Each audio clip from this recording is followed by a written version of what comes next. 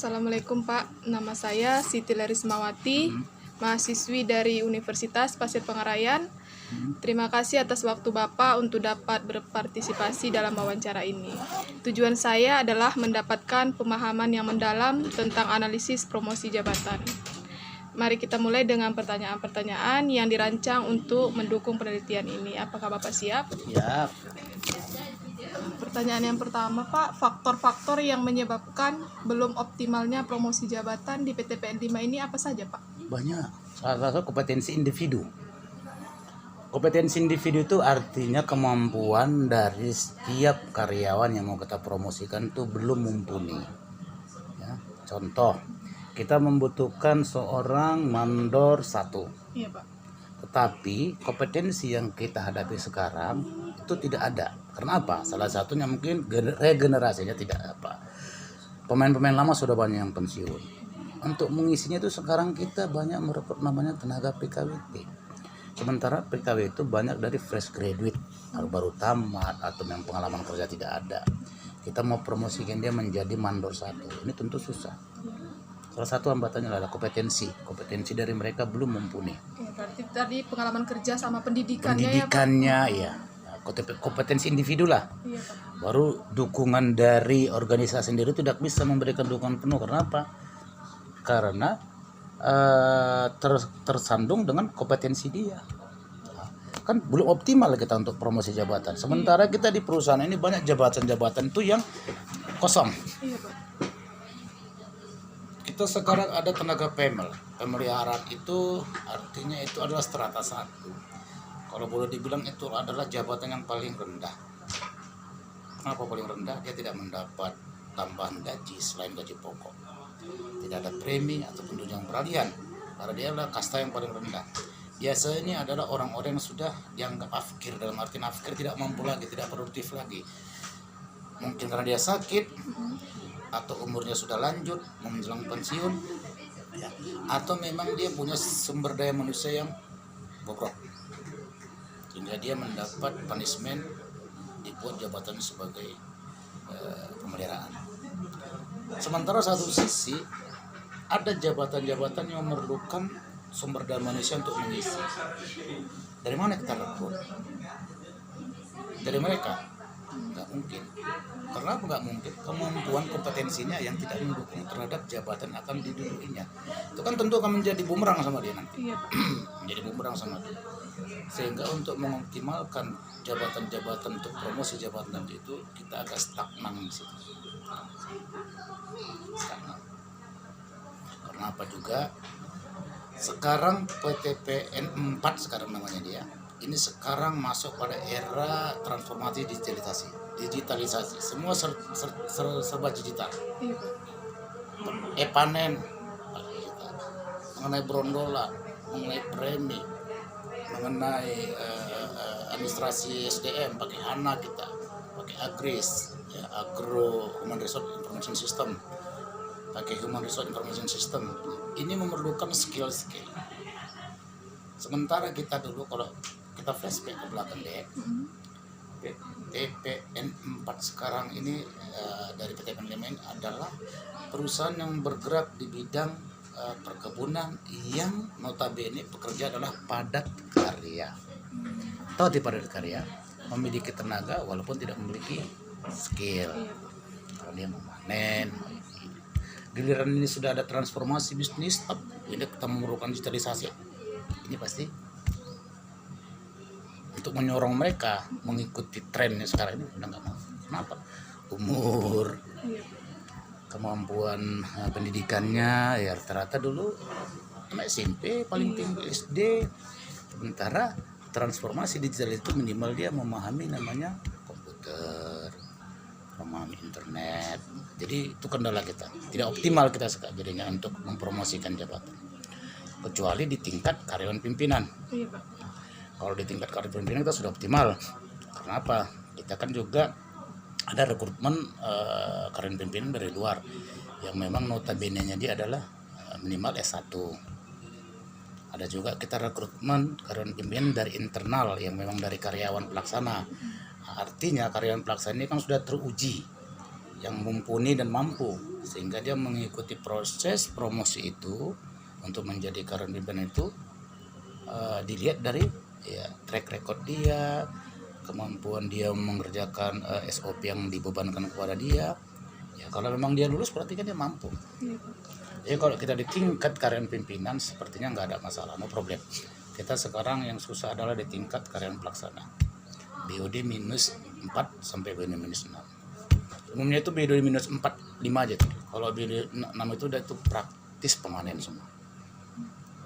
Kira-kira ada yang kurang paham? Jadi salah satu kendalanya promosi jabatan adalah kemampuan kompetensi ya kan, baik dari pendidikan, baru ke umur yang sudah tidak lagi bisa menyerap jabatan yang baru ya, itu salah satunya. Next. Jadi caranya Pak untuk cara untuk menanggulangi apa namanya Pak kalau untuk karyawan pelaksana tadi Pak, karena kan tadi sesuai dengan transport tadi Pak, Bisnis. harus digital ya kan Pak. Jadi cara mengatasinya gimana Pak? Ya. Kita sekarang ini adalah merekrut tenaga yang namanya PKWT. Iya. Kita bicara tentang BOD minus 5 ke atas ya. Kalau BOD minus 6 itu praktis adalah pekerja panen. Untuk yang sifatnya administrasi dan sebagainya, kita sekarang ini perusahaan kita itu merekrut yang namanya tenaga PKWT, perjanjian kerja waktu tertentu. Mereka asesmen. Contoh kita saat ini membutuhkan tenaga administrasi, contoh keramik.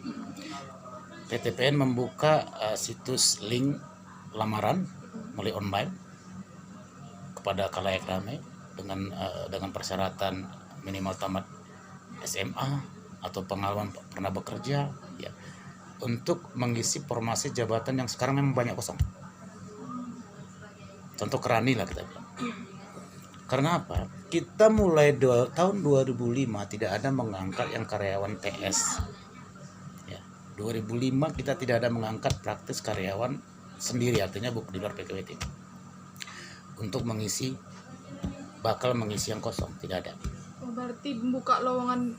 Kita membuka lowongan dari luar Pak. jadi sekarang. Namanya kita rekrut PKWT, nanti PKWT tersaring, bikin kontrak.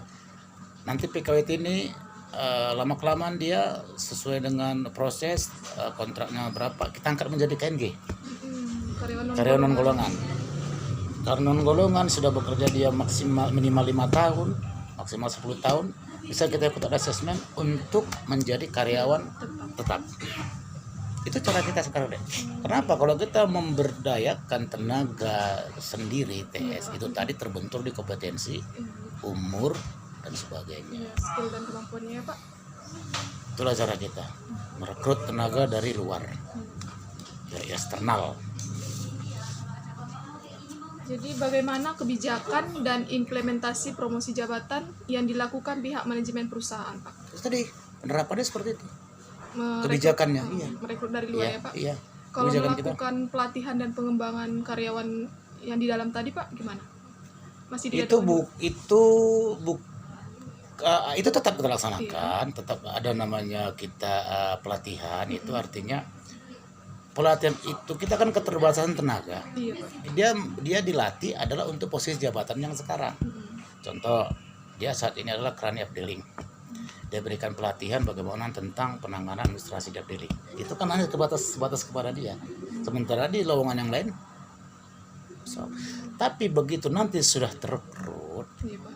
untuk yang namanya pelatihan, workshop, in-house training itu tetap kita buat. Untuk Itu dikembangkan lagi ya, Pak? itu merupakan agenda kita. Itu merupakan agenda kita. Pengembangan kompetensi daripada karyawan kita. Skillnya, soft hardware-nya, ya, baik dia soft kompetensinya, ya, hard kompetensinya itu kita kembangkan. Iya. Pertanyaan selanjutnya, Pak, bagaimana pandangan karyawan terhadap efektivitas kebijakan perusahaan dalam promosi jabatan? Saya pikir karyawan kita ini Iya, Pak. ya, welcome, dalam artian itu mereka ya promosi terhadap karyawan itu kan merupakan satu reward, Apresiasi tadi ya Pak. apresiasi terhadap mereka yang dianggap mampu. Ya, artinya perlu juga saya sampaikan, komposisi tenaga kerja sekarang itu pun tidak penuh 100% yang memiliki kemampuan yang di atas rata-rata. Ya. Contoh gini, karena tadi digitalisasi ya. Iya Pak. Karena kita jujur masih banyak juga menggunakan tenaga yang memang notabene dulu mantan pemanen. Dulu kita itu tidak ada rekrut untuk Rani. Dulu masa perusahaan ini berdiri, kita hanya rekrut tenaga pemanen. Seiring waktu dari pemanen ini kita angkat menjadi tenaga Rani yang memang dia buta di dalam teknologi dan sebagainya. Sering waktu dia pensiun, regenerasi tidak ada. Walaupun yang ada, memang tadi yang ibaratnya dipaksakan. Karena apa? Keterbatasan tenaga kerja. Ada juga karyawan itu yang merasa sangat welcome menerima reward, tapi tidak sedikit juga yang tidak mau menerima karena dia merasa beban sama dia di dalam pekerjaan promosi tadi, terbentur. Ya, kita juga sebagai pimpinan kan melihat background dia, apakah dipantas kita paksakan untuk sini karena memang background dia bukan di situ. Saya pernah waktu saya asum di Tanah Putih, kita kekurangan tenaga kerani di sana sebanyak 12 orang. Jadi oleh kantor pusat bagian SDM ya membuat kebijakan supaya kita merekrut dari tenaga PNL. Ya, diajari komputer. Sementara yang mau diajar komputer ini umurnya sudah 51, 52, ada yang sakit-sakit, ya kan. Bayangkan mereka datang ke rumah saya malam-malam, besok mau berangkat, semua pada nangis. Pak, mohon Pak, saya nggak bisa ikut Bapak. Jangan kan main komputer Pak, melihat komputer aja udah gemeter. Bagaimana dia menghidupkannya, apalagi mengoperasikan, menghidupkan aja nggak tahu dia. Disuruh dia untuk belajar, ya tentu nggak mungkin. Ya, saya telepon. Ya itulah artinya mereka itu mau dipromosikan kan, tapi karena keterbatasan tadi animonya ya seperti itu. Dia tidak bisa. Saya telepon, Pak, ini saya tidak bisa mengirim sesuai permintaan dari ini, kendalanya ini. Dari 12 cuma 7 saya kirim, itu pun gagal di sana untuk promosi itu. Karena memang apa itu tadi deh, kemampuan dia, knowledge dia tidak menjangkau apa yang mau menjadi tugas dan tanggung jawab dia. Kita membunuh pelan-pelan bisa mati. Contoh saya, bidang saya adalah hukum. Kalau saya orangnya cerdas, no problem. Dimanapun ditempatkan Saya bisa ya, pernah ditempatkan di teknik, ya welcome. Kenapa? Saya bukan bilang saya cerdas, saya mampu. Giliran saya nggak mampu, saya sebatas hanya mengetahui hukum. Giliran saya dimasukkan ke teknik, kan saya jadi beban. Bukan saya menyelesaikan pekerjaan dia, Pak, justru jadi beban. Sakit kepala, tensi naik, stroke, akhirnya.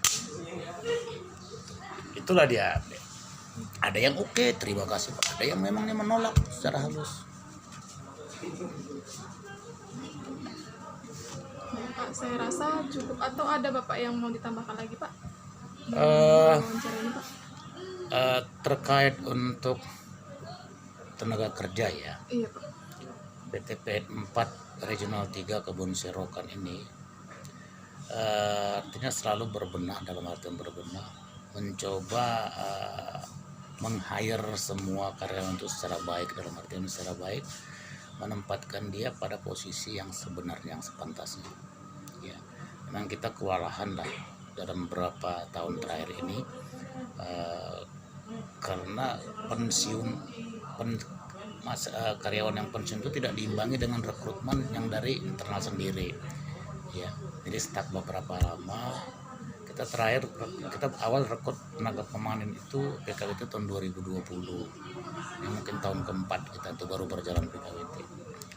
Intinya promosi jabatan di perusahaan kita itu masih kita jalankan sesuai dengan mekanisme yang berlaku. Itu tetap kita jalankan. Ya.